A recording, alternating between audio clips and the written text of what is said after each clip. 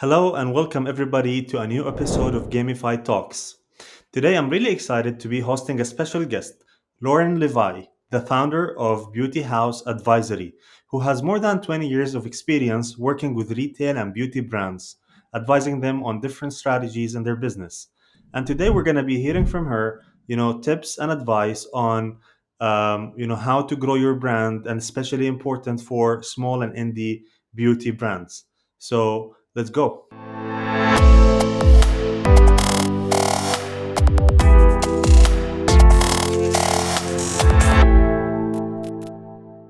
Well, hi, Lauren. Nice to have you Hi. today. Thank you so much for having Thank me. you. Yeah, no, thank you for joining. So, Lauren, why don't we start with a quick introduction about yourself and what you're doing? Absolutely. So I have been in the beauty industry for about 20 years now. I actually started my career in publishing at Allure magazine. And that's where I feel like I went to beauty school. I really saw every single brand, every single category, started writing about beauty, ended up as the beauty editor of Harper's Bazaar, and found myself, when I was meeting with brands, kind of advising them on what retailer they should go to or, kind of what product they should be coming out with next, and realized I wanted to be on the business side of beauty. So I went back to school and I moved out to San Francisco to work for Sephora. So I was at Sephora in merchandising, loved it there, but like a lot of people in San Francisco, got the startup bug and ended up at a Hmm. startup that could name Joyous, which was kind of like a QVC meets Amazon, where we created 2-minute videos on every product we launched. So it was kind of a mix of content and commerce. And was there for a few years and then decided to go the big company route, did a stint in digital marketing at Walmart, and most recently was the director of North America sales at a clean beauty brand called Biossance. So I've kind of been through a lot of different Wow. areas within the Yeah, beauty that's industry. pretty impressive. I think everything but Yeah. operations. So I've kind Okay. of seen it all. And now I'm currently consulting. So I have my own company called Beauty House Advisory, where I Hmm. really want to help, small and indie beauty brands, whether it's with their retail strategy, their brand strategy, or their product strategy. Whenever I'm talking to new clients, I kind of say, I've seen it all. So if it's new and fresh to me, it's super exciting, and let's go with that. Nice. Awesome. Cool. So, I'm interested in knowing, what took you to beauty in the first place, and maybe we can say also what makes a beauty brand, maybe unique or different in a way. Yeah. I love how creative and transformative beauty is and how quickly it can be transformative. I mean, you could have an entirely new face with makeup and hair in 30 minutes, and then it immediately comes off. So it allows you to play many different characters, which I think is always kind of fun. Um, and it allows you, to transform and kind of do what you want with it, which has always been super fun for me. I think in terms of beauty brands, I mean, a lot has changed over 20 years. I mean, when I started in my career, there was no such thing as Instagram, clearly, no such thing as TikTok. There weren't that many founder brands, even. And the industry has just kind of exploded in the last couple of years. I think what I really see happening in beauty and happening with beauty brands, there's a lot of founder led brands now, which I think really speaks to the authenticity of a lot of brands. They can put a brand with a face and understand, its inception, where it's coming from. They get to hear from a mouthpiece that actually is heavily involved in the creation of that brand. So I think that's super fun. And that's what the customers are demanding, is authenticity and transparency, which I think, um, coming from a founder makes it all that much more transparent and authentic. A few other things that I've seen happening in beauty, this demand for clean, this demand for sustainability, what the brands are creating isn't harming the earth, whether that's through ingredients or through packaging. And I think Hmm. no one's fully solved it yet. I think that's, it's an exciting time to be in beauty. You see so many new innovations when it comes to recyclable packaging, or sampling is a huge issue in the industry because a lot of the sample sizes can't be recycled. So it's Hmm. really interesting to watch the innovation and creativity happening within beauty. Yeah, it's really interesting. Would you say, all of these factors make it more difficult for indie brands to show up, maybe, or do you think it's an opportunity for them to work on? I think it's an opportunity because the customers are demanding innovation. And so, as an indie brand, if you have something new and different, I would say that's definitely opportunity where, there might be some issues. It's very expensive, unfortunately. Finding sustainable packaging and clean ingredients right now, typically are more expensive than, what has traditionally been the standard. Um, so I would say it's definitely costly, but if you have something new and innovative, the customers are hungry for it constantly. So there's room for everyone. Absolutely. I'm seeing a lot of brands coming up, every month, let's say. If we talk a little bit about what tips would you give them, like maybe top three tips or advice on how, on their strategy, maybe what should they look at, how can they optimize for conversions, and maybe I'm referencing for e-commerce specifically, but you can talk more generally if you wish as well. Yeah. So I would say, there are so many brands. And I think like every day I hear about So whether it's a new many. celebrity coming out with a new brand. So I think first and foremost is what you have unique and different. And does it fill a white space within the beauty industry? To be completely honest with you, if I hear of another clean skincare brand, I mean, it's becoming table stakes now. So what do you have and how can you communicate, your points of differentiation to the customer and or to the retailer that you want to be in? And so I think number one is just making sure you have something unique and differentiated.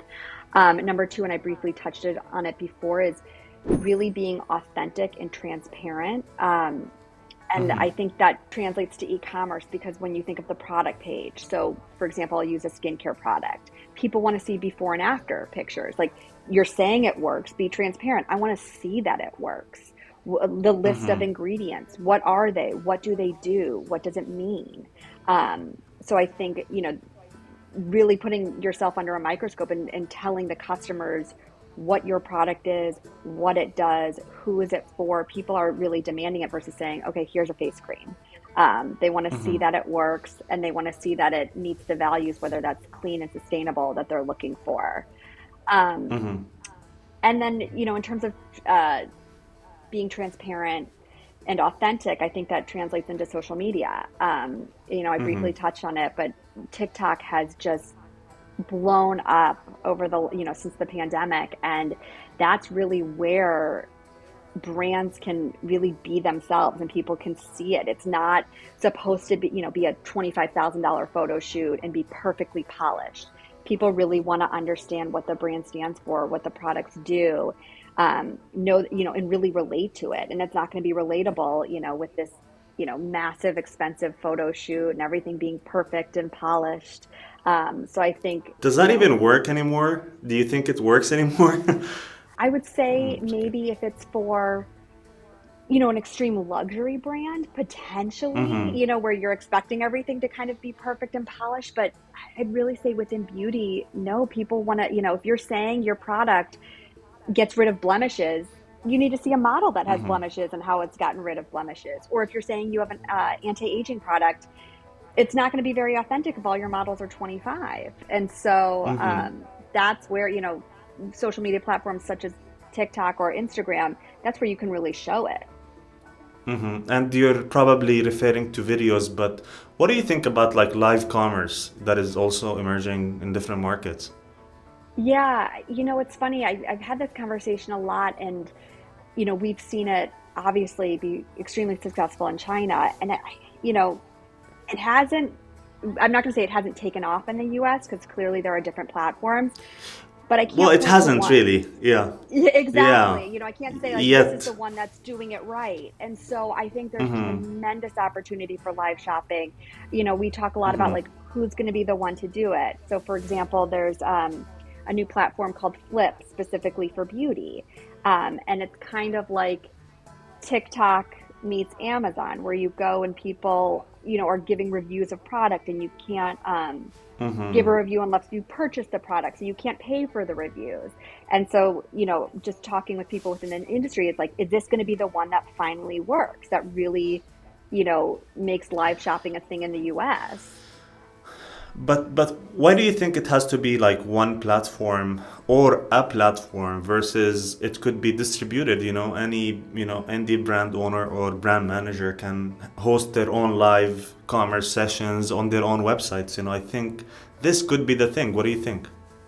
I mean, they certainly can, but they need the viewers. And so that's They why, need traffic for a sure. bigger platform, potentially where they say we have Mm. millions of viewers, it's going to work Mm-hmm. versus just a brand hosting and getting, 30 people to watch it. So that's why, I Mm-hmm. mean, it's not going to be just one, but I think it's going to take a bigger company to really do it right. Got it. And speaking of all of these trends, what would you tell the brands listening to us? What should they keep an eye on? What do you think the next big thing would be? There's a few different things. So I think one of the biggest trends in beauty is wellness becoming part of a beauty category. So it used to be, there's skin, there's Mm-hmm. makeup, there's fragrance. Hair has become a massive category in the last few years, and now wellness. Mm-hmm. I think it's been a trend since the pandemic, but it's really becoming its own thing within beauty, whether that's sexual wellness, supplements, really taking care of yourself from the inside out. So I think that's been a very big trend in beauty. Um, I would say that if you're not on TikTok, you're missing out. I think that's become, I don't know if it's the number one platform quite yet for beauty, but I think it soon will be in terms of a social media platform for beauty. It's where it still has a very authentic voice. Not every post you're seeing is You, hashtag sponsored.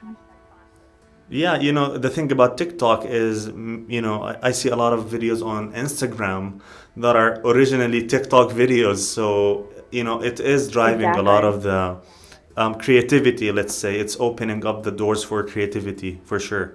So to your point, Exactly. yes, TikTok could be the main platform for that. Yep. hmm And I would even say, we talked about it, but live shopping. I mean, it's a matter of time before it takes off. And so people are really looking, for that authentic voice and to trust a platform that's going to bring them, what they need when they're searching for products. Awesome. And what do you think of the whole thing about NFTs? To be completely transparent with you, I still don't fully understand it myself. I think a lot of beauty brands are starting to get in the game. I think it's going to take a lot of education for the customer to Mm-hmm. really understand the value of the NFT and Right. how it applies to beauty. So personally, I'm not there yet because if you asked me to explain it to I you, I see. couldn't. But Okay. I'm No, no, seeing it's a okay. lot of brands participate for sure. Yeah, no, for sure. NFTs is pretty new. Big players are trying to adopt it, and probably just for the sake of PR at the moment. But we'll see where it goes for sure. Well, this was really helpful. Thank you so much, Lauren. I'm Thank sure you so much for our having me. listeners would. Yeah, for sure. I'm sure everybody who listened to this podcast would definitely benefit. And if they need any advice on their, beauty brand specifically, they can reach out to you. I'm sure. Absolutely. Um, yeah, cool. Thank you so much. Wonderful. Thank you.